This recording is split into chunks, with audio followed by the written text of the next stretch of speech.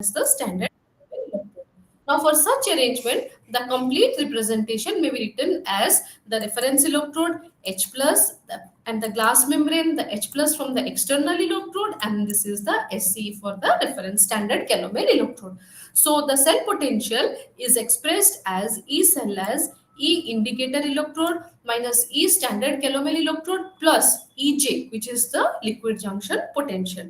Now, we can see here E indicator electrode is the potential of the glass electrode, which is actually a combination of 3 components, that is the boundary potential, the potential of the internal AgCl reference electrode, and the asymmetric potential. So overall we can write it as E cell is equal to EB plus E AgCl AgCl plus E asymmetric potential minus E standard calomel electrode plus EJ.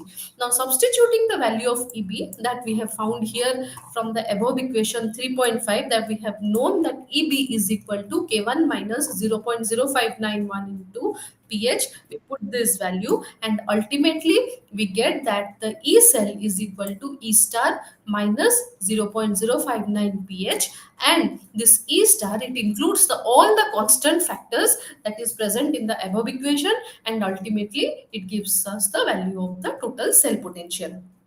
Now it is very difficult to actually calculate the value of E star both experimentally and theoretically. So what we have to do in this case, therefore calibration method is needed to eliminate this factor. So what we do in the first process, the test solution is comprised of a standard buffer solution in which the pH is precisely known. So buffer tablets are available. Now with the help of buffer tablets, the exact pH of the buffer tablets are known. So what we do is we take those buffer tablets, and for the standard we can write the following equation, that is E cell standard is equal to E0 minus 0.0591 into pH of the standard. Then the next step is followed by the measurement of the cell potential for unknown solution, that is the E cell for the unknown solution is equal to E star minus 0.0591 into pH of the unknown solution. So to eliminate the E star from the above reactions, we subtract the from the equations, we subtract, and we ultimately we get that pH is of the unknown solution is equal to pH of the standard solution minus E cell of the unknown solution minus E cell of the standard solution whole divided by 0.0591. Now this equation 3.1 has been adopted throughout the world as the operational definition of pH. That is, pH is the overall, it removes all the constants and it gives us the unknown solution, the pH of the unknown solution that is displayed in the pH meter. It follows this equation and it finally gives us the pH value. So pH determination using glass electrode is most accurate and it is widely used despite a few disadvantages. So the some of the major disadvantages are that it is very fragile. So the glass, that is the glass membrane in this pH meter, it is very fragile in nature. It requires great care while using. The ordinary potentiometer, it cannot be used for the measuring of this, for measuring the potential of the glass electrode. So thus electronic potentiometers, they are required to for this purpose, because since we cannot use normal potentiometers, so we need some advanced mechanics to strike out the limitations those are present with glass electrodes. So the following features of glass electrodes have made it more versatile to be used as an indicator electrode. First is, they may be used in the presence of strong oxidizing and reducing solutions in viscous media and in the presence of proteins which interfere with operation of other electrodes. It can be used for solutions having pH values 2 to 10 with some special class. Measurements can be extended to pH values greater than 10. It is simple to operate and immune to poisoning. The equilibrium is reached quickly. So while measuring pH, we should be little careful because there are a few factors which limit the accuracy of pH measurement. So there are certain limitations that are associated with pH metry. So the first limitation is the alkaline error. So, what is this alkaline error? It has been noticed that when ordinary glass electrode becomes sensitive to alkali ions and gives low reading in high pH range. So, why does this alkaline error it occurs? It arises because the glass membrane is, we know that it is selective to hydrogen ion, but sometimes it also responds to other ions that are present in the solution. So, this becomes more significant when the activity of the other ions is higher to the activity of the hydrogen ions. So once if our glass it is sensitive to hydrogen, but if it becomes more sensitive to the other ions that are present in solution, then we see there is a rise in error, and this error is called as the alkaline error. So here in figure 3.3 we can see the error that is produced by different types of cations under the alkaline errors. So we have seen this is alkaline error. The deviation is more in case of sodium plus. So this shows that Na plus it is relatively more. So that is because of the higher selectivity of the sodium ion towards the glass electrode. So this can be reduced by the use of Li2 in place of Li2O, lithium oxide, in place of sodium oxide glass.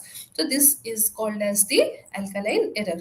The second error that can arise while handling a pH electrode, is the acid error. Now the here in acid error, the at low pH ranges, like particularly less than zero point 0.5, the values determined by the glass electrode it becomes somewhat higher. So this error is due to the activity of water, which we have ignored while writing the non-stick equation. So we have assumed that we know that we have taken the activity of water as 1 because it is present in large excess. However, in highly acidic solution, the activity of this water that we have considered as 1, it becomes negative, that is less than 1, because a good amount of this water it is used in hydrating the protons. So similar effect are also observed on addition of large amount of any dissolved salt and on addition of a miscible non-aqueous solvent such as ethanol. The net result in each case is the measured pH will be very high. So there are this acid error is also, it is very high and it is very common when we go for pH measurement below the zero point 0.5 range. Then the variation in liquid junction potential also gives rise to error in measurement. Like in most of the cases, the composition of the standard buffer solution and the test solution, they are much different. So in such a situation, the liquid junction potential it varies, and thus the pH measurement becomes inaccurate. Then the fourth point is the error in the pH of the standard buffer. Now we know that for calibration of the pH instrument, we need to calibrate using standard buffers. But if there is error in the buffer solution itself, then the overall pH will be affected, and thus we see an error in the accuracy of the pH measurement. Then comes the temperature. So a change in temperature may also affect the pH measurements, because the change in temperature it affects the activities of the ions as well as the liquid junction potentials. So therefore it is advised to calibrate the electrode at the temperature of the test solution. Supposing we want to check the pH of our solution at temperature 40 degrees centigrade, or let us say 50 degrees centigrade. So to test to get accurate results, we will calibrate the pH meter at 50 degrees centigrade. So this will give us the exact reading. So it is always advisable that we calibrate the pH meter at our required temperature. Then also the errors it can also arise from the calibration procedures. Now we know that buffer solutions, we if they have not been prepared accurately, so once the preparation of buffer becomes wrong, then the calibration process is wrong and there is error in measurement of our the pH. Then there might be some errors that are related to the equipment, such as if there is a power fluctuation, there is parallax error in leading analogs scale. So these are all instrumental errors that can also arise while measuring the pH of a solution. So however, we need to be cautious, and with proper care these errors they can be avoided.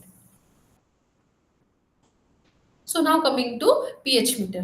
So here in pH meter, we will talk about the instrumentation of pH meter. In pH meter, you can see the here it has been shown in figure 3.2. If you look into figure 3.2,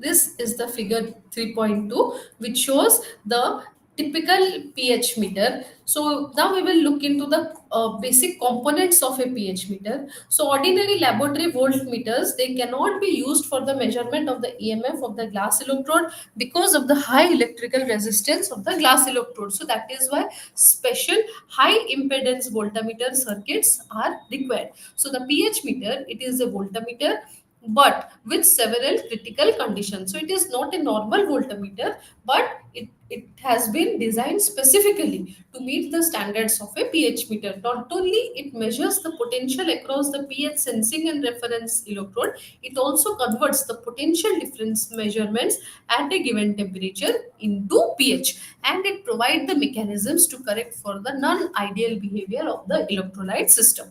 The operational amplifier not only serves as high impedance voltmeter but also provides stability and automatic operations. So modern electronic techniques, they permit the production of simplified pH meter that measures pH with an error of plus point accuracy of 0.1 pH unit.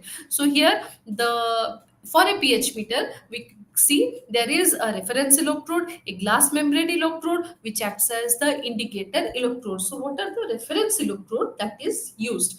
The two most popular types of reference electrodes are the SCE, that is the saturated calomel electrode, and AgCl system. So both these types of reference electrodes, they have many ideal features. So like they have a fixed potential over a long range of time and temperature, they have long term stability and returning to the initial potential after being subjected to small currents. Because of these properties, the reference electrodes, the saturated calomel electrode and the AgCl electrode, they have been chosen as reference electrodes in pH metry. The saturated calomel electrode, we know it is composed of metallic mercury, solid mercurous chloride, that is Hg2Cl2, and a saturated KCl solution. So consequently, we know that the potential of this SCE versus the standard hydrogen electrode, it remains constant even if some of the liquid it uh, evaporates before time. So the SCE is more popular, that is more popularly used with it because with a constant temperature path, the error it can be eliminated. However, the SCE cannot be used in a sample which requires temperature more than 80 degrees centigrade. So this is one limitation. The AgCl electrode, it includes a silver wire coated on one end, and with the other end it is dipped in the AgCl solution. So when the electrode it is immersed in saturated KCl solution, it potential at 25 degrees centigrade, it not only depends on the Cl minus concentration, but it only depends on the Cl minus concentration, and its value is 0.192 volt. So here the silver chloride electrode should not be used in solutions where the solution forms complexes with the silver. So then comes the measurement of the pH. So this is the general setup.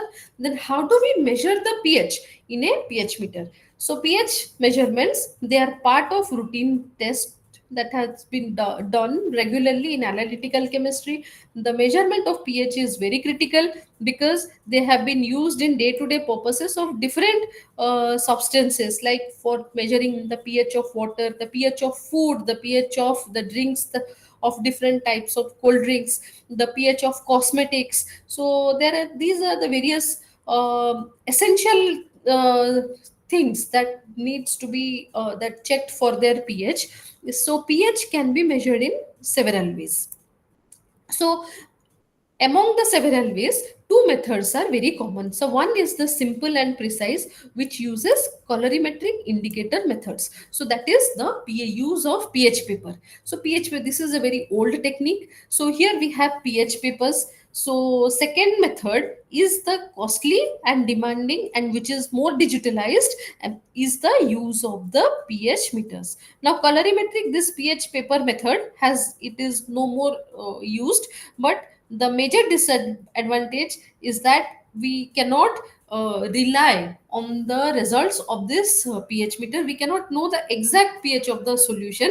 It is just an indicative of the pH of the solution. Thus what we see, the pH determination, it is mostly done by potentiometric methods, which is the most accurate methods, and it is free of any disturbances that is occurring in the environment. Irrespective of any different disturbances in the environment, still potentiometric methods for measurement of pH is the best that we have today.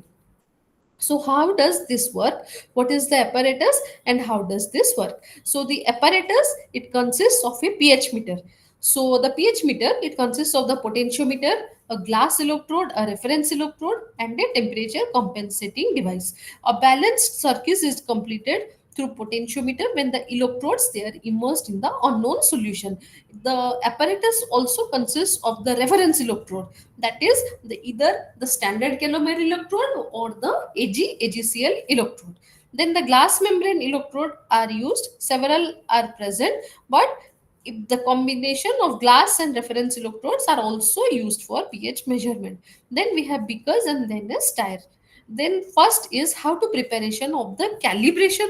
Before we measure the pH of our unknown solution, the first thing that we need to do is the calibration of our instrument. So for this process, we need to have buffer tablets. These buffer tablets, they are readily available in the market. The buffer tablets, they have pH of 4, 7 and 9.2, and they are commercially available in water. So alternatively, if we don't have these buffer tablets, we can prepare buffer solution in laboratory. So for the preparation of pH 4 buffer, 10.2 gram anhydrous potassium biphthalate using boiled and cooled distilled water can be done and diluted accordingly. To prepare pH 7 buffer solution, we need to dissolve 1.36 gram of anhydrous potassium dihydrogen phosphate and 1.42 gram of anhydrous disodium hydrogen phosphate, and then we can use distilled water, and then accordingly we can dilute it, and this will give us the pH 7 buffer. And for preparing pH 9.2 buffer solution, we need 3.8 gram of borax to be dissolved in distilled water and subsequently, and accordingly it needs to be diluted, and then the resulting solution will give us the pH 9.2 buffer. So this is how we can prepare different buffer solutions if we don't have buffer tablets. Then numerous pH, what is the general method for measuring the pH? So once we, for the measurement of the pH, so what this is the normal step we can follow. The first is, if we look into figure 3.4, it shows how the working of a pH meter. The first is, we will keep the selector switch to 0 position, and then if it is not present in 0 position, we will use the knob, and such that the pointer comes to 0. Now before using the pH meter, the electrode should be removed from the, for their, the electrodes are always kept in potassium chloride solution. It should be removed from the KCl solution, and the electrode should be wiped with a tissue paper. Then the dry electrodes, then they will be what, they will be mounted on the stand, and then the power cable will be switched on. So and we will allow for some time for the instrument to warm up. Then we will adjust the temperature and solution temperature value. Then we will take the standard buffer solution, so either pH of pH 4 or 7 or 9.2. So once we take the pH buffer, we will dip our electrode into the solution, and then we will leave it as such without disturbing. So then after that, then we will see the pH value. So if we have used pH 7 buffer, so we'll adjust the knob and we will, in the pointer should be indicating to pH 7. Then after the instrument has been calibrated, we'll take out the electrode from the buffer solution. We will again wipe them with a tissue paper. Now we will take the uh, pH of our unknown solution. So what we will do, we'll just take our sample solution in the beaker and we will put or dip the electrodes in our solution, and then we will switch on the reading. And when the after, and leave it for some time undisturbed. So after leaving it undisturbed for some time, then the pH will be displayed on the screen. So we don't have to do anything, since it is a digital pH meter, it will just display the value on the screen. So after this, once we the again after the reading is done, we will put the selector switch back to 0, and we will remove the electrodes from our solution, wash it with distilled water, and then again, when the electrodes is not in use, we will again put the electron in the standard KCl solution. So and then finally we will disconnect the current supply, because if the current supply is kept on, then it will harm the electrode. So this is just a very simple method of measuring pH using the pH meter. Now, while working with the pH apparatus, there are certain precautions that need to be followed, because since it is a very sensitive instrument, we have to follow certain rules. The first is that we should never touch the membrane of the glass electrode with anything, not even with our hands. We will just use a tissue paper to wipe the or clean the glass electrode. The electrodes must not be removed from the solution unless the selector switch is at 0. The glass electrode should never be dipped with any dehydrating solution, and if it is not in use, it should be always dipped in the KCl solution. For sample analysis, the equilibrium must be established between the electrodes and sample by stirring, and we should always stir the sample lightly so as to maintain the homogeneity of the sample. If for measuring pH of albuminous substances, if we have any, our sample, if it contains albumin, then the glass electrode must be cleaned with suitable solvents, and then the electrode must be placed in distilled water for a few hours before we take the next measurement. The electrode, it should be allowed to stay in distilled water for few hours. Then if we have very basic solutions with pH more than 11, then the glass electrodes of special composition are required. Normal glass electrodes, they cannot be used, because above 11, there will be interference from the sodium ion that is present in the glass. The glass electrode may be covered in a sleeve. It should always be it should be always covered to protect it from atmospheric jerks, and the standard buffer of pH value should be as close as possible to the sample pH. So commercially, we know that the buffers are available are of pH 4, 7, and 9.2. So if you are using these buffers, then the calibration that we are doing, that should be as close as possible to the value of the pH buffers that is reported, else the calibration becomes wrong. So these are some of the precautions that we need to take while taking measurements in a pH meter. So we'll just take a break of 5 minutes, then again continue with pH titration.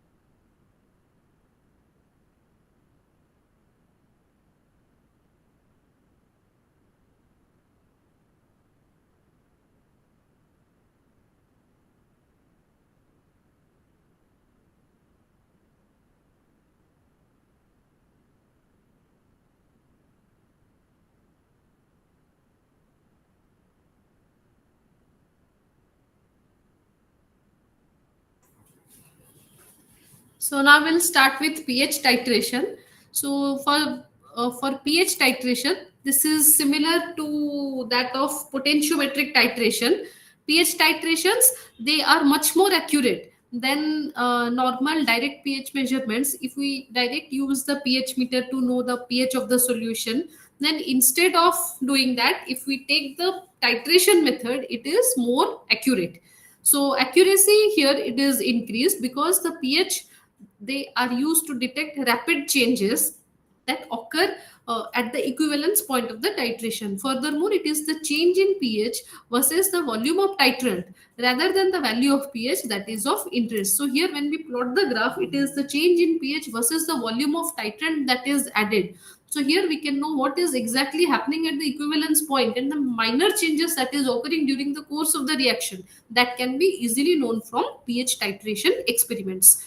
So a typical acid-base titration using pH metry, here it is shown as, it is known that neutralization of acids and bases is always accompanied by changes in the concentration of H and OH minus. Now, this is a very general concept in chemistry that when talk of neutralization reaction between an acid and a base, then we know there is a difference, there is a change in the concentration of H plus and OH minus ions during the course of the reactions. So it is evident that the hydrogen electrode we can use in such type of titrations. So the reference electrode that we use here is the 1 molar calomel electrode, and the apparatus here it is shown here in figure 3.5. If you look into the figure, this is a typical setup for pH titration experiment.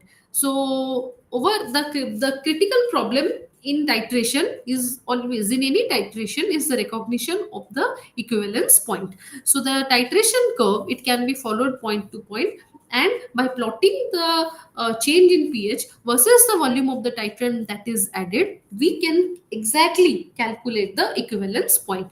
So over the titration range, we know the pH it varies gradually, but near the end point, the pH it changes very abruptly. So how does this happen? So when we go for an acid-base pH titration, so here we can see the equivalence point it becomes more precisely located from the first and second derivative plot. So here in figure 3.6, this is a normal curve. The pH, this is the pH versus the volume of the titrant that is added in this curve. So now to exactly know the equivalence point of this plot, what we do, we take the first derivative curve, that is in y-axis we plot delta pH by delta V, and in x-axis it is the volume of the titrant that is added. Now if we look here, we can see that the equivalence point can be clearly known from the first derivative point plot. So here if we drop a perpendicular from the maxima to the x-axis, we can exactly know the value of the equivalence point. Similarly, the second derivative curve here also gives us the exact value. So this is how the pH titration curve is very much useful in determining the exact and accurate titration in exact equivalence point. So now coming to titration of a weak acid with a strong base. So here from figure 3.6, we see this is the titration curve for a strong acid and a strong base. Um,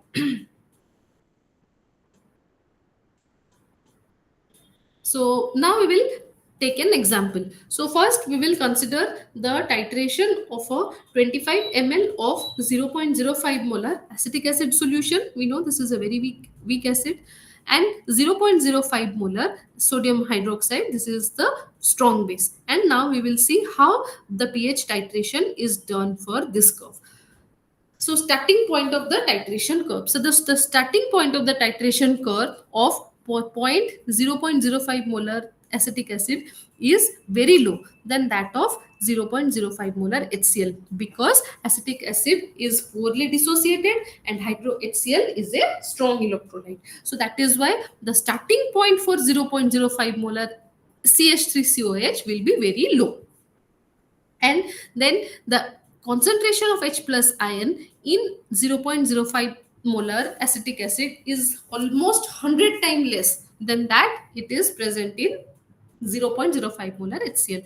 So more precise pH value of the starting point is found by the following way. So what we will do, we will use the Ka, that is the dissociation constant for acid. We know it is written as concentration of H plus into concentration of A minus divided by concentration of Ha. Now, yeah, at equilibrium, we know that H plus is equal to A minus. So, therefore, overall we can write Ka is equal to H plus square by the concentration of the total concentration of the acid, or the concentration of H plus can be given as Ka root over of K into concentration of acid. So for acetic acid, here we see the pH almost it becomes 3. So the equivalence point, we can also determine the pH at the equivalence point. So at the moment when the titration is completed, the equivalent quantities of acetic acid and sodium hydroxide, they are present in the solution. Hence the titrating flask will have a salt solution. So the salt that is present in the solution will be a weak acid and a strong base. So for the solution of such salt, we can write H plus is Kw into Ka by concentration of the salt, and using the concentration of the salt to be this, we can find out the pH of the equivalence point. So then coming to intermediate points. So after we determine the end point and the starting point and end point of the titration, we will now consider the pH calculations for the intermediate points. So how do we know the intermediate points of the curve? So they will now correspond to the presence of the solution of untitrated weak acid and a salt which is also formed due to partial neutralization of acetic acid. So here it is given by this formula: H plus is equal to Ka into concentration of acid by concentration of salt, and using the value of acetic acid, the Ka is 1.75 into 10 to the power minus 5, and using all this value we see that the pH is intermediate point is 4.14. So then again this is one intermediate point. Again for the calculation of the next intermediate point, we will use this ml. Here we can find out it is 4.76. So likewise you can calculate different intermediate points along the curve. So what happens after the equivalence point? So after the equivalence point, both excess NaOH and acetate, they are source of, they give OH minus ion. So now the OH minus ion concentration in the solution, it increases. So what happens here is the pH becomes almost to 8.99. So this is how we calculate the titration of a strong base versus a weak acid. So thus the curve of the titration, it has the following signs. So what are the basic observations of this titration? The starting point of the titration is in a medium which is less acidic than when a strong acid is being titrated. The equivalence point is in a weakly alkaline medium. The middle part of the titration, it is more slanting, and the titration is not, the jump in titration is not much from pH 8 to 10. So here the for figure 3.7 we can see how the pH titration curve it looks like. So in figure A, you can see this is for 0.5 molar HCl versus 0.5 molar NaOH, and in figure B, we don't see much change. It is also for 0.5 molar acetic acid versus 0.5 molar sodium hydroxide. In when we use sodium hydroxide versus HCl, the difference is very sharp, whereas in HCl there is a very mild difference. The change is not very sharp. So when titrating a weak acid with a strong alkali, the H plus ions, they combine not only with OH minus ions but also with the anions that are present in the solution. So such an effect of the acetate ion which smoothens out the titration curve is called as the buffering action. So here it follows that the acid concentration in the solution is always equal to the salt concentration, that is pH is equal to pKa of the acid. This is an important observation, and we have to always remember that pH is equal to pKa of the acid.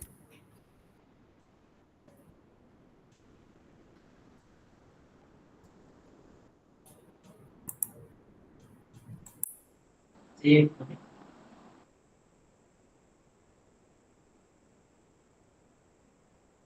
Then coming to modified glass and solid state membrane electrodes. So just we talked about glass electrode. This is solid state membrane electrodes. We will talk about it. So glass electrodes, we know they are ion selective electrodes. They can be made selective for other, they are mostly selective to hydrogen ions, but they can also be made selective for other ions by making some modifications. This modification is possible by changing the composition of the glass and the internal solution of the glass electrode. By adding aluminum oxide in case of sodium oxide and silicon oxide, and if we change the internal filling solution, we mostly use HCl, but if we use sodium chloride, then what happens is that the glass electrode, it becomes sensitive to Na plus ions. There is another type of glass electrode which has the composition of lithium oxide, aluminum oxide and silica, and it is also used as sodium electrode. So now the sodium electrode, it is sensitive to sodium ions and it has many applications, that is mostly in water analysis and in biological fluid analysis. Even potassium ammonium electrode is also available and they are also sensitive to the respective ions. So now coming to solid state membrane electrodes. So in the solid state membrane electrode, we use a doped single crystal membrane in place of the glass membrane. So what happens here is this changes, it enables us to design electrodes which have response to different types of anions. That is, it may be fluoride, chloride, silver plus, or those are sensitive to different types of cations and anions. Here it is a typical solid state electrode. Here it has been shown in this figure diagrammatically. And how does it work? So in this electrode system, it is much similar to that of the glass electrode system, and the electrode, it forms the internal reference. Like for example, fluoride ion selective electrodes, they use lanthanum fluoride membrane and an internal AgCl reference electrode. It is immersed in either Kf or KCl. The lanthanum fluoride membrane, it is highly selective and it responds to fluoride ion only. So if this electrode is used with reference saturated calomel electrode, then the complete cell here, it is written like this. So and thus it becomes sensitive to fluoride ions. So the potential, the cell potential here in such case is given as E cell is equal to E star minus 0.0591 into log of activity of the fluoride ion. So here E star, it includes the potential of the silver chloride electrode, the standard calomel electrode, the asymmetric potential, the liquid junction potential. It takes up all the values and it is dependent on the activity of the fluoride electrode. So again, if we change the lanthanum fluoride that is taken here and we substitute with another cation of specific, then it becomes ion selective electrode. So similar to fluoride ion selective electrode, other solid state membrane electrodes have also been developed. So like here in table 3.1, so to develop fluoride selective ion, lanthanum fluoride has been chosen. So to develop ion iodide sensitive electrode, silver iodide has been taken. So for example, if we want to develop a cadmium selective electrode, here cadmium sulfide, silver sulfide, they have been used to produce the electrode. So likewise, changing the membrane, we can design our respective ion selective electrodes. Now, based on the principle of ion sensing electrodes, many gas sensing electrodes have also been developed. So now, as you have seen, the above electrodes, they are ion sensitive. But here, based on the same principle, gas sensitive electrodes have also been developed. They are available primarily for the measurement of ammonia, carbon dioxide, nitrogen oxide. So what happens here is this electrode, they has a glass permeable membrane and an internal buffer solution. So the pH of the buffer solution changes as the gas reacts with it. Thus, this change is detected by a combination of the pH sensor that is present within the cell. So here in table 3.2, some of the examples of gas sensing electrons have been shown. Like for when we take, if the test ion is ammonia, the internal electrode has to be taken is ammonium chloride and the membrane is the polytetrafluoroethylene. So here how this is by changing the different types of membranes or the internal, particularly the internal electrolyte, we can design different types of gas sensing electrodes. So now coming to applications of ISE, that is the application of ion selective electrodes. So they are widely used in different fields of chemistry. Now there are commercially available electrodes for detecting H plus, F minus, Cl minus, and many other gases and enzymes. So some of the applications have been summarized here. The first is the pH metric or electrometric methods. They help in detecting the endpoint of acid-base titration. pH metry is an important tool. It is to know the acid base equilibria, which is also controlled by carbon dioxide bicarbonate equilibrium in various natural water systems. The estimation of alkalinity and acidity based on pH metry, it can be used to know the buffering capacity of water. Even in water and wastewater treatment, pH metry, it gives us an idea about the alkalinity, so then we can know how much lime is to be added to neutralize the water. Then industrial processes, they control, they are highly dependent on pH system. Even in neutralization of wastewater, the dose of acid or alkali to be added is identified by pH metry. And we have different types of biosensors. Those are related to in the field of medicine, so that detects various types of enzymes. They are also based on the principle on, is an application of pH metry.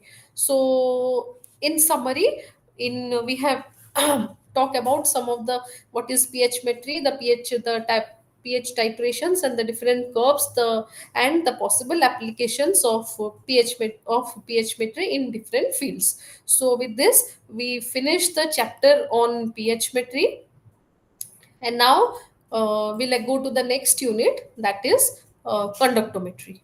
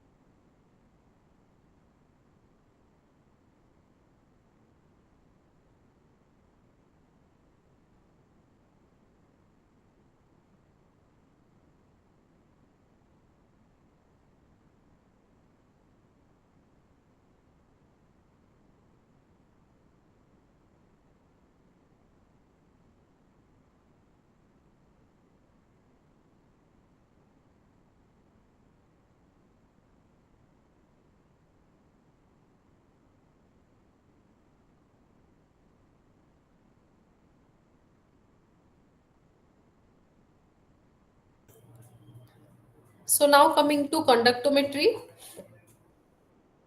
So first we will define what is an electrolytic conductance.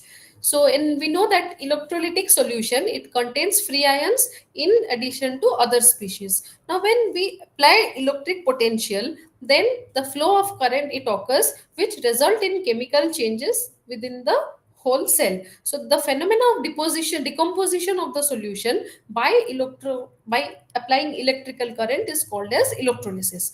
Now, electrical conduction means the charges will carried by ions, they will not occur unless the ions are free to move. So, hence, electrolytic conduction is particularly shown by the salts which are present in their molten states or in their aqueous states. So, the principle of electrolytic conduction here it has been shown. If we take molten sodium chloride, then the Na plus ion, this solution, Na, it will, if we pass electricity through molten sodium chloride solution, then two types of ions will be generated, that is the sodium plus cation and chloride minus anion. So the sodium plus, the ions, they will move towards the negative side of the electrode, and which is called as the cathode, and the chloride ions, they will move to the positive side of the electrode, that is called as the anode. So the electrons are received from the negative end of the external cell by the negative electrode, the number of electrons that are received at the negative electrode is are given back to the positive end. So within the cell, the current is carried by this movement of these ions. The cations move towards the negative electrode called as the cathode, and the anions, they move towards the positive electrode, which is called as the anode.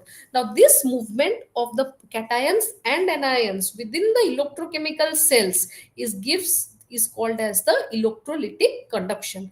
Now this electrolytic conduction also depends on the mobility of the ions. Now we know that the mobility of the ions is dependent on their size. So if an ion, it is smaller in size, then it moves fast, and a larger ion, it moves slowly. So factors that influence the electrical conductivity of solution, it include interionic attraction, solvation, and viscosity of solvents. So then coming to two important terms, that is, one is electrolytes and the other is non-electrolytes. So the ionic compounds which furnish ions in solution and conduct electricity, they are called as electrolytes. These are covalent compounds which also conduct electric current in solutions. So the some of the common examples are HCl, CH3COH. All other substances which do not produce ion in solutions, they are called as non-electrolytes, like cane sugar, benzene, CCl4, carbon tetrachloride. These are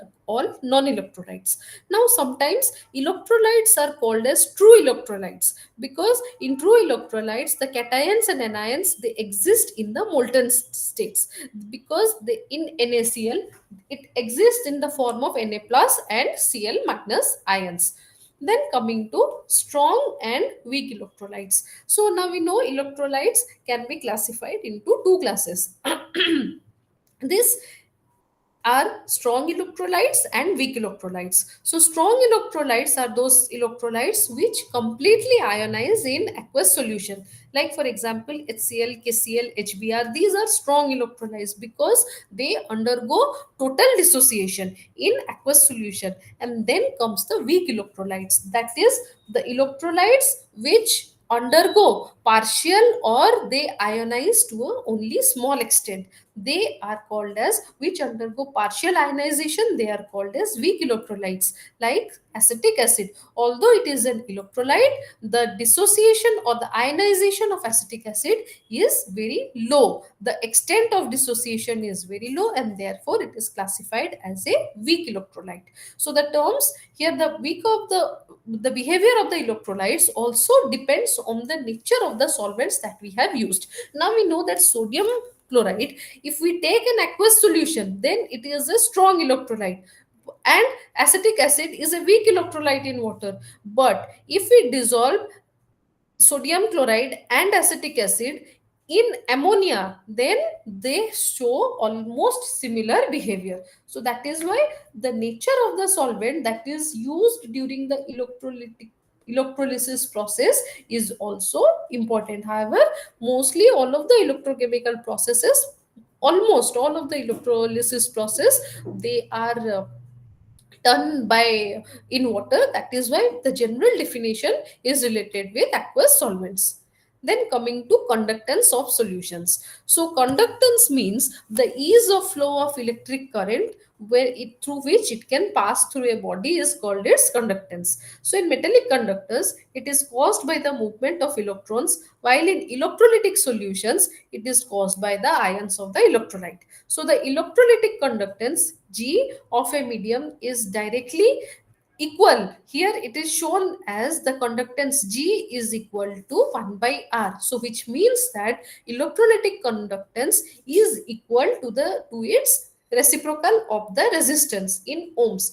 Now we know that Ohm's law, it states that I is equal to E by R, or we can write it as I is equal to Eg. So since a solution is three-dimensional conductor, the exact resistance, it depends on the spacing L and the area A of the electrodes. So therefore, now the resistance of a solution in such situation is directly proportional to the distance between the electrodes, and it is inversely proportional to the area of the electrodes. That is, so suppose we have a electrolytic cell shown here. Then the resistance R, it is directly proportional to L, it is inversely proportional to area. So now combining these two equations, we see that R is directly proportional to L by A, or we can say resistance is equal to rho into L by A. Now this rho is, it was initially called as it was called as specific resistance, but now we call it as resistivity. So here resistance is equal to rho into L by A. This rho, it is a characteristic property of the material, and it is the resistance that is offered by a conductor of unit length and unit area of cross section. That is, we can write rho is equal to resistance into A by N.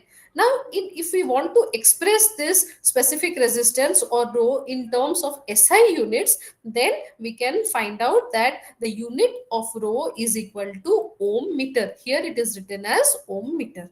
Now, substituting the value of R, we can found the value of G to be 1 by R. This is 1 by rho into L by L.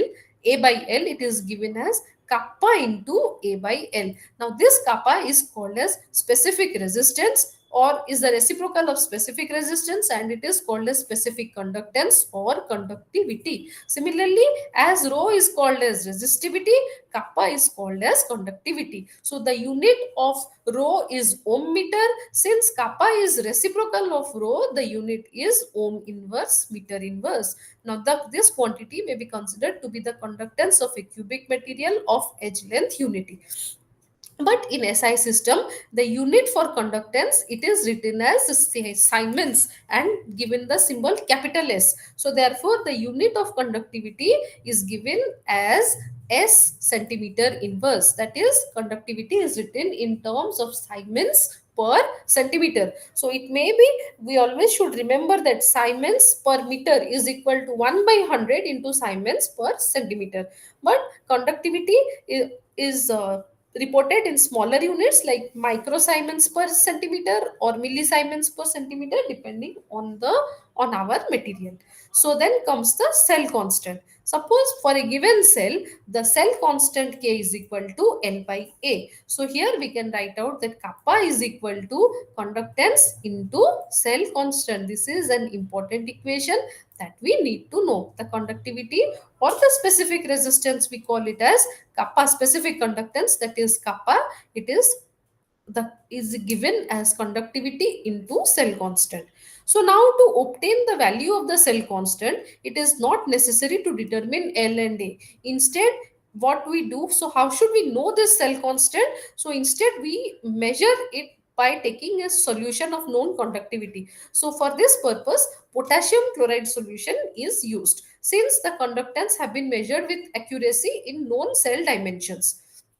So what happened here is, a given solution of KCl of conductivity K dash, it is placed in the cell and its resistance R dash is measured. Then the K cell is given as kappa dash into R dash, that is conductivity of KCl into the resistance. Then since conductivity is an additive property, the total conductance will be given as G total is equal to summation of G plus G of water. So by using this formula repeatedly, we can calculate the value of the cell constant from by using KCl solution.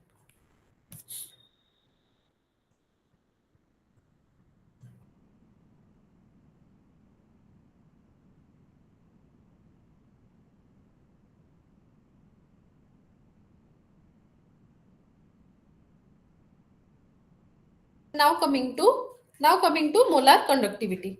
So molar conductivity, it is a term when that is used to compare the conductivity of different types of electrolytes. It is given as lambda m, and it is defined as the conductivity per unit molar concentration. So it is given by the relation lambda m is equal to kappa by C, where C is the concentration that is taken in moles per liter or moles per dm cube. The molar conductivity, it is usually expressed in Siemens into meter square per mole inverse. So here the molarity C, we know that concentration C is given as molarity into 1000.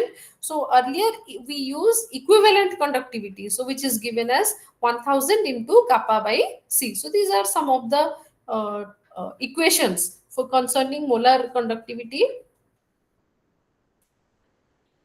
Then coming to variation of conductance with concentration. The conductivity of an ionic solution, it increases with increasing concentration. For strong electrolytes, the increase in conductivity with increase of concentration is sharp. However, for weak electrolytes, the increase in conductivity is more gradual. In both cases, the increase in conductivity with concentration is because of an increase in the number of ions per unit volume of the solution. For strong electrolytes, which are completely ionized, the increase in conductivity is almost proportional to the concentration. In weak electrolytes, however, the increase in specific conductance is not large due to the low ionization of the electrolytes. So here in table 4.1, the molar conductivity of electrolytes in aqueous solution at 298 K, here it has been shown. It is observed that in contrast to the conductivity, the molar conductivity, it increases with decreasing concentration for both types of electrolytes, that is both strong electrolytes and weak electrolytes. Now if we plot the molar conductivities of electrolytes against the square root of C, that is their concentration, we see that they fall into two different types of categories. Here we have taken the lambda m, that is plotted against square root of C. We see there are uh, two type categories of electrolytes. The first belongs to the KCl type, that is those are the strong electrolytes, and the second they belong to the acetic acid type, that is the weak electrolytes, and this is how the plots look like. So, however, in the case of strong electrolytes, there is a small increase in molar conductivities with the decrease in concentration. Since these electrolytes, they dissociate almost completely even in concentrated solution, the number of ions, they do not change much with concentration. The conductivity, it should not vary much since it is directly related to the number of ions present in solution. The minor changes that are observed during this process is might be due to the interionic interactions. But in the case of weak electrolytes, first the ionization will increase with dilution, and hence the molar conductivity, it increases. Thus, the conductivity is directly proportional to the degree of the dissociation of the weak electrolyte. So here it can be seen from the figure that two different types of behavior they are shown by these electrolytes. The strong electrolyte, that is KCl, it shows a almost linear plot. So but the weak electrolyte, it shows a tangential plot. So it is, however, so there is no limited there is no, it is possible to demarcate the two categories. So sometimes such electrolytes, they are called as the moderately strong electrolytes.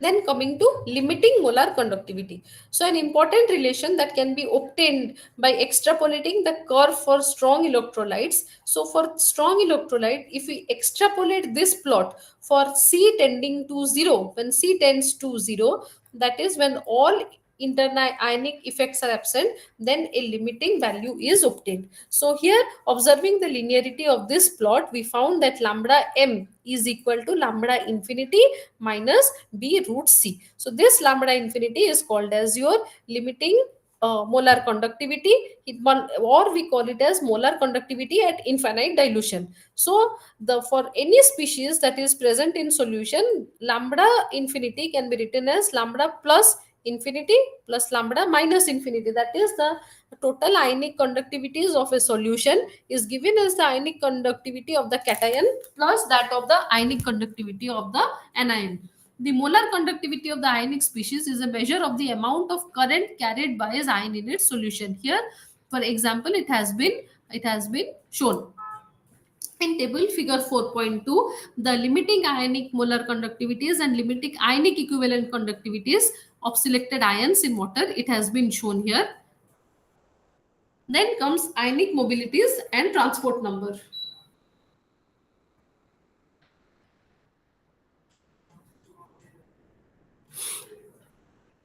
So first is the why do we see that there is the difference between the values of limiting molar conductivity of similarly charged ion? The answer lies in the ionic mobility. So we know that the mobility of an ion is dependent on its size. So when if the size is bigger, then the ionic mobility is slow, and that is why we see a difference in ionic mobilities.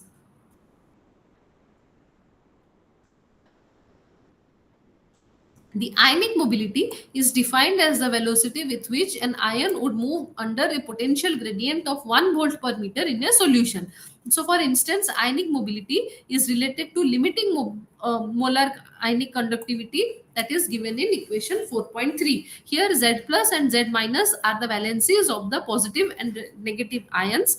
Then we have to find the values of the lambda plus infinity and lambda minus infinity. There is another quantity which is called as the transport number, or we call it as the transference number. So this transport number, what it does is, it is defined as the fraction of the total current that is carried by an ionic species, and it can be expressed mathematically by T plus is given as lambda plus delta infinity by lambda m, and T minus is given as lambda minus infinity by delta m. So these are the transport number, and the limiting molar conductivity are measurable quantities. Hence the molar ionic conductivity can be calculated using this equation. So here in table 4.3, the limiting ionic mobilities in water, it has been shown here.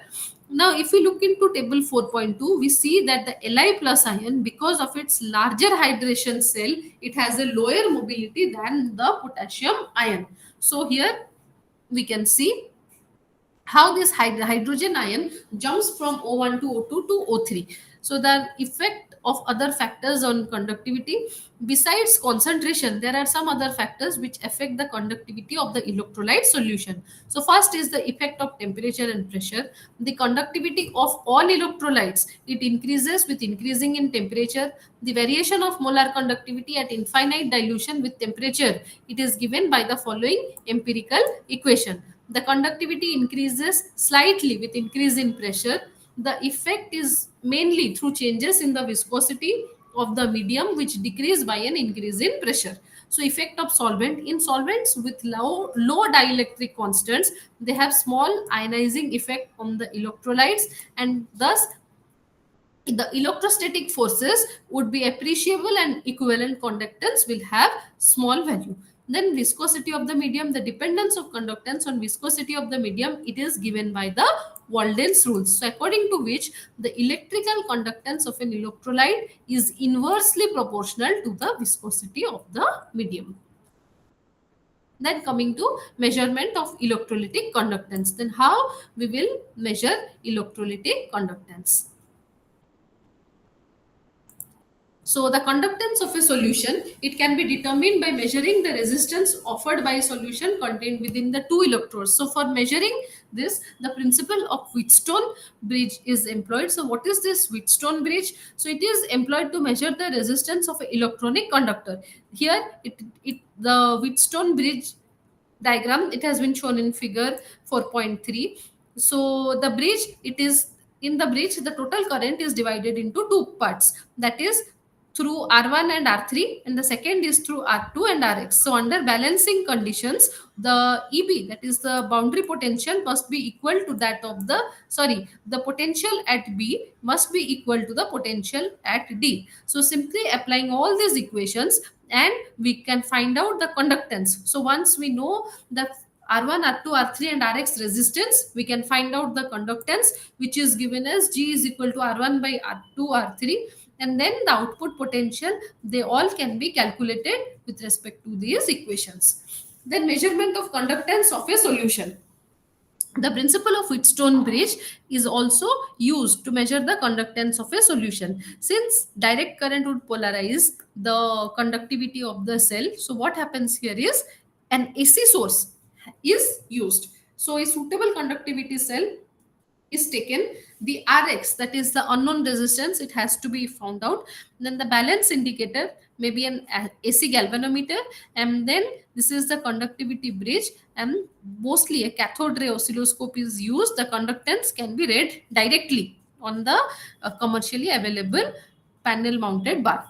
Then conductometer, from the above discussion, we conclude that conductance is reciprocal of the resistance, and the resistance of the cell, it can be measured by placing it in an arm of a Wheatstone bridge, and this is called as a conductometer. So a typical conductometer, it consists of an AC source, Wheatstone bridge unit, and a null detector or direct reading display conductivity cell. To avoid the effects of polarization, the change is composition of is the measuring, that is AC current is used. Several inexpensive conductometers are also used. Now these instruments, they come as a line operated unit with and without digital readout. So this is a normal general commercially available conductometer with a very simple design.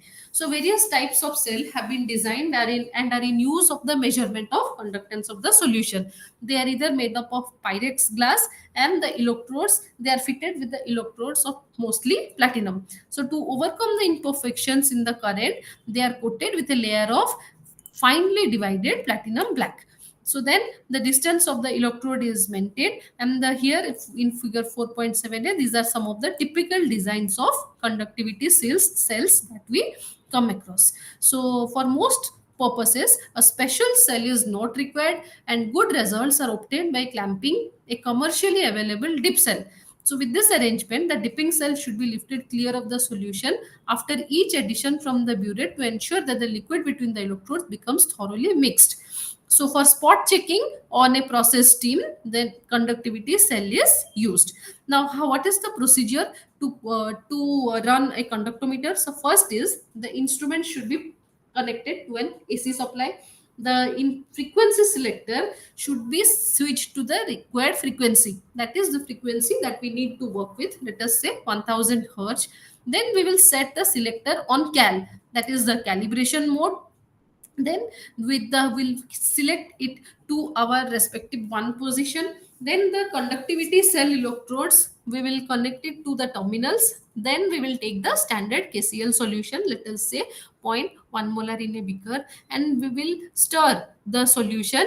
Then we'll insert the conductivity cell in the solution. So once the instrument is switched on, we will allow it to warm up for 5 minutes. We will measure the conductance of the standard KCl solution by putting the by switching on the read meter. So once the KCl solution, the conductance of the KCl solution is known, we will take it out. Then again we will put the wash the KCl solution, sorry, the wash the conductivity cell, and then we will put our unknown solution, and it will again be carried, the value will be displayed. So the cell constant, it can be calculated using this formula. Then we will calculate the conductivity of the unknown solution, the conductivity of the unknown solution using this formula. So for titration work, the value of cell constant is not required, because the cell constant will remain unchanged during the whole process. Now, while there is certain precautions that we need to be taking while working with a conductometer, when the range selector is switched to a new position, it is essential to check the calibration again. The meter should be read to 1 with sensitivity control. The conductivity cell, when it is not in use, it should be kept in distilled water to prevent the drying of the platinum electrodes. If in case of fouling the conductivity cell plates, then we should keep them using by potassium dichromate solution in H2SO4, and then we'll wash it with distilled water. Then coming to applications of conductometry.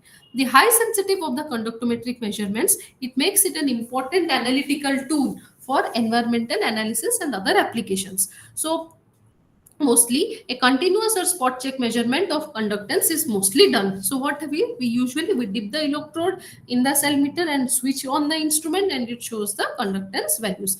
Perhaps the most common application of direct conductometry has been for estimating the purity of distilled water. Now Coleridge, we know he was the first one to use this instrument for estimating the purity of distilled water. Now, ordinary distilled water in equilibrium with the carbon dioxide, it has a conductivity of about 7 into 10 to the power minus 7 Siemens per centimeter. The seawater has much more conductivity value because of the presence of different types of salts in the seawater. Now, measuring the conductance of soil, it helps in finding the moisture content of soils at various places with portable instruments. So since we know that soil contains different types of moisture at different places, so we can actually the conductivity, the conductance, the G values or the conductivity values can play a vital role in estimating the soil moisture present at a particular instant. So we also know there are various types of salts that are present in soil. These salts, they are present in the form of sulfate, chloride, carbonate, bicarbonates, calcium, magnesium, nutrients. So depending on the type of the salts that are present in the soil, the conductivity value it changes, and thus we can know about the acidity, alkalinity, or the nature of the soil. So then, based on the relative change in the conductance resistance of a solution with the addition of other electrolyte, various methods have been developed for the titration of a strong acid, strong base, then weak acid, strong base, and such. Other types of titration which can be performed conductometrically, it also includes different types of displacement reactions, like for example of a sodium acetate versus HCl. So complexation reactions, they can also be carried out, then such as my mercuric nitrate versus KCN, also redox titration. So various types of titrations or reactions can be performed by conductometry. Then conductometric methods based upon precipitation or complex formation reactions, they are not as useful as those neutralization processes. Mostly neutralization processes, they are estimated by these conductometric methods. The conductance changes during these precipitation reactions, they are not very large as those observed with the acid base reactions. So that is why the main advantage of the conductometric endpoint is it's applicable to very dilute solutions and to systems that involve relatively incomplete reactions. Like for example, when to understand the neutralization titration of phenol, so potentiometric titrate method or indicator method cannot be applicable to understand this titration reaction of phenol. But to this method, the for the titration reaction of phenol, conductometric method has been successfully applied. It has been the Ka of 10 to the power minus 10, that is of phenol, it has been successfully explored by conductometry, where all other methods have failed. So direct measurements of conductivity is potentially a very sensitive procedure for the determination of various parameters like the degree of dissociation of a weak electrolyte and its dissociation constant, ionic product of water, solubility product, and hydrolysis constant of a salt. So these are some of the direct applications of conductometry that we find in our daily lives. Then, in summary, various parameters like resistance, conductance, resistivity, conductivity, they have been molar conductance, they have been used. So these are some of the, with this we end this chapter. These are some of the questions that are associated with this chapter. You can go through it, and this much with this we finish the unit on conductometry. So this much for today. Next class we will start with the next unit. Thank you.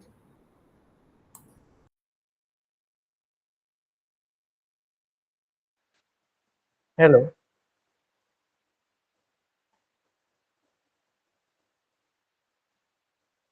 hello. Hello. जी, कहाँ से बोल रहे हैं? मैं राजस्थान से। अच्छा, आप ये कोर्स में है हाँ। तो मैं बोल रहा हूँ आप एक ग्रुप में रहेंगे, व्हाट्सएप ग्रुप में, से कांटेक्ट में। आपने कहाँ से मतलब कहाँ से अप्लाई किया था इसको? उड़ीसा से, उड़ीसा, उड़ीसा से। उड़ीसा। हम्म, ठीक है, ग्रुप में ऐड कर लो। नहीं ग्रुप बनाए नहीं अभी तक, ग्रुप में बना लेंगे। अगर आप देंगे व्हाट्सएप नंबर वगैरह। लिखो 8569। देखिए थोड़ा सा। एक मिनट मैं लिख के भेज देता मैसेज।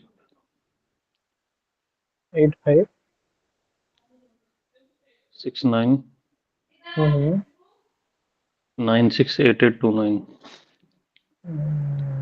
6, 8, 8, 2। असाइनमेंट बना एट ली? फाइव। नहीं, अभी तक कहाँ बनाए। ये तो मेरे को तो कुछ पता ही नहीं था। अभी अभी थोड़ा थोड़ा मालूम पड़ रहा है।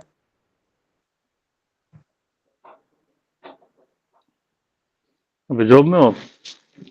हाँ, जॉब में हूँ। जॉब में कहाँ पे? उड़ीसा में? उड़ीसा में, हाँ। किस फील्ड में हो? यही industry field, WTP, water W treatment T plant. P. अच्छा। हाँ। आप?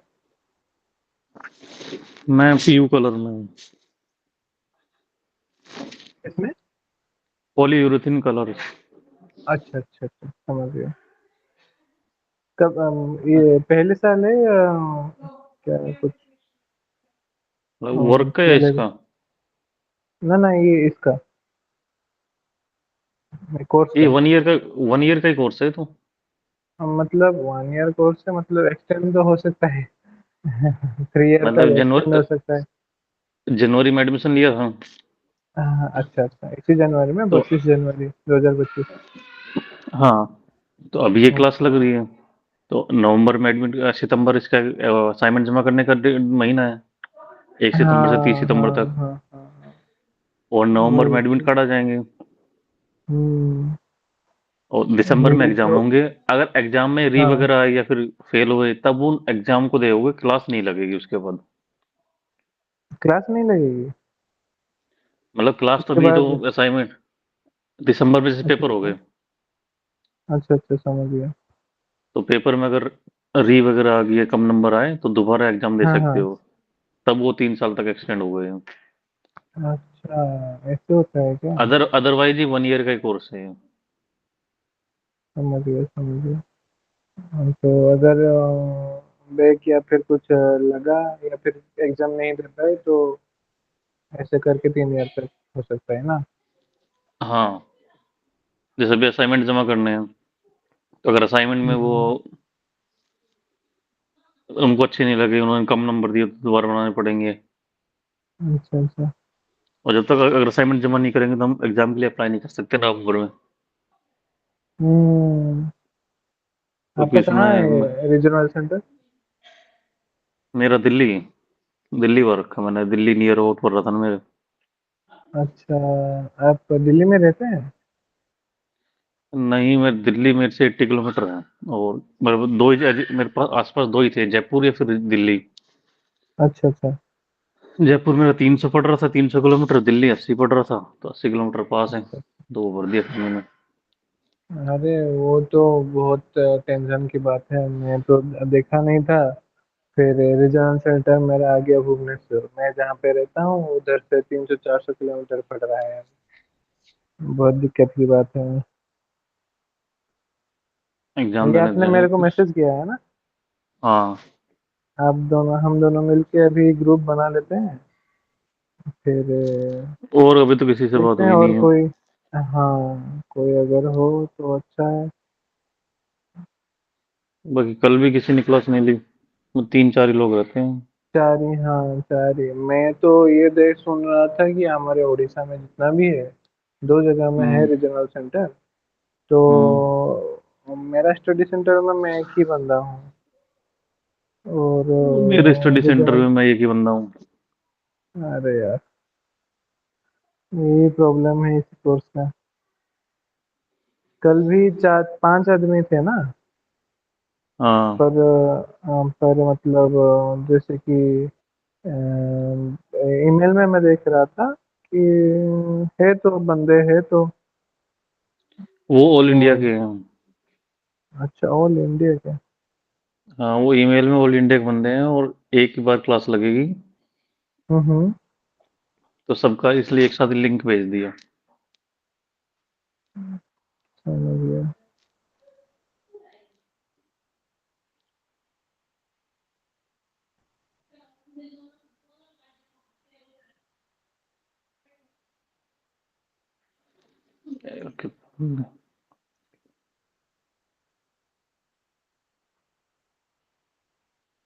आपको ऐड कर रहा हूँ अभी।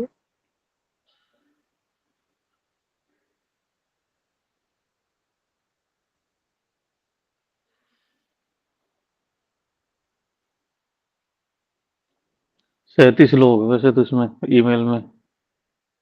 हाँ मैं भी देख रहा था, 30-35 तो होंगे ही।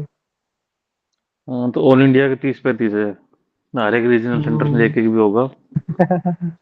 वो तो बहुत ज्यादा हो जाएगा, रिजर्व सेंटर बहुत है इसमें ना, इग्नोर में बहुत सारे हैं रिजर्व सेंटर। हर स्टेट में तीन के करीब होंगे, दो की तीन। जैसे मेरे राजस्थान में जयपुर में है, अलवर में है, जैसलमेर में है, उदयपुर में है। यही तो। इसका प्रैक्टिकल कुछ पता लगा? प्रैक्टिकल लगेगा किस क्या सीन है? हाँ मैं तो गया था, ठीक है ना, स्टडी सेंटर गया, तो स्टडी सेंटर में कुछ बता ही नहीं पाए। हाँ कुछ जो मैं गया, जो बोले कि ऐसे ऐसे है, वो बोल दिया मेरे को तो कि आप अकेले बंदे हैं तो हम कुछ नहीं कर पाएंगे, वो हाथ खड़ा कर दिए। अरे और प्रैक्टिकल डॉक्यूमेंट तो दो, एक्सपेरिमेंट के। थ्योरी प्रैक्टिकल नहीं कर पा रहे तो उनका रिकॉर्ड तो दो। ये आप आ गया ना, ये क्या बोलते हैं उसको, बुक वगैरह आ गया तो।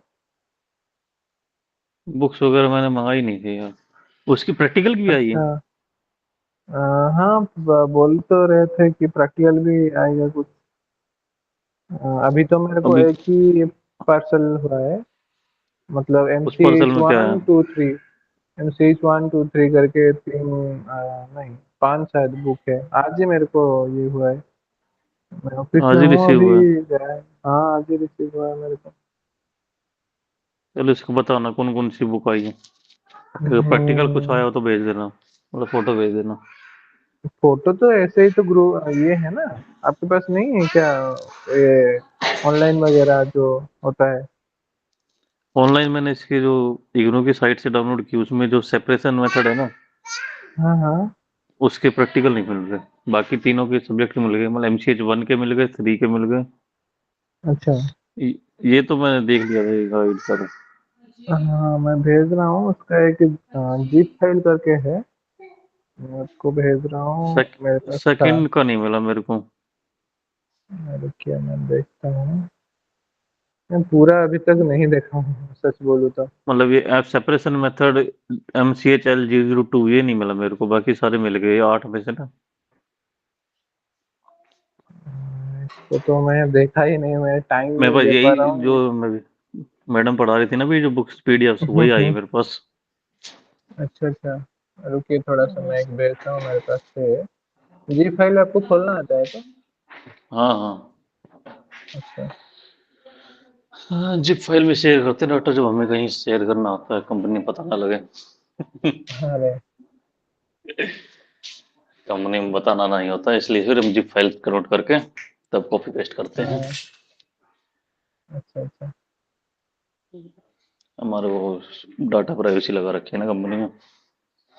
कौन सी कंपनी में है आप। कैमी प्रोडक्ट, किंग प्रोडक्ट, अच्छा अच्छा। इसकी सप्लायर है तेरी, सभी ऑटोमोबाइल्स की कलर से हम्म। सप्लाई करते हैं। क्या बना देगा, बस कलर या फिर कुछ अलग वगैरह। हम सिर्फ कलर बनाते हैं जो सीट में लगते हैं, डैशबोर्ड में, स्टीयरिंग में। अच्छा, ये मैकेनिकल पार्ट्स में जो लगता है तो। नहीं, PU फॉर्म में। और मैकेनिकल पार्ट नहीं, जो पॉलीयूरेथेन फोम नहीं होते, जैसे गाड़ी के हाँ डैशबोर्ड हाँ होता है, हाँ, वो ना तो मेटल का समझ होता गया है, समझ गया। वो हाँ हाँ हाँ। पॉलीयूरेथेन का होता है। अच्छा अच्छा। हाँ हाँ, उसके कलर बनाते अब। हैं। मतलब मैं ऑटोमोबाइल का, हमारी जो कंपनी है, जैसे हम्म मारुति सुजुकी है, हम्म वो अपने पार्ट्स लेती है TDI से, हम्म।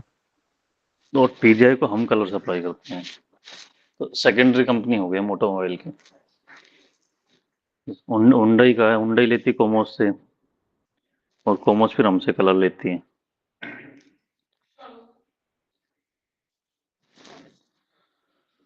मैक्सिमम सभी गाड़ियों में जाते हैं, क्योंकि जो TDI है उसने सभी कार कंपनी के साथ टाइप कर रखा है।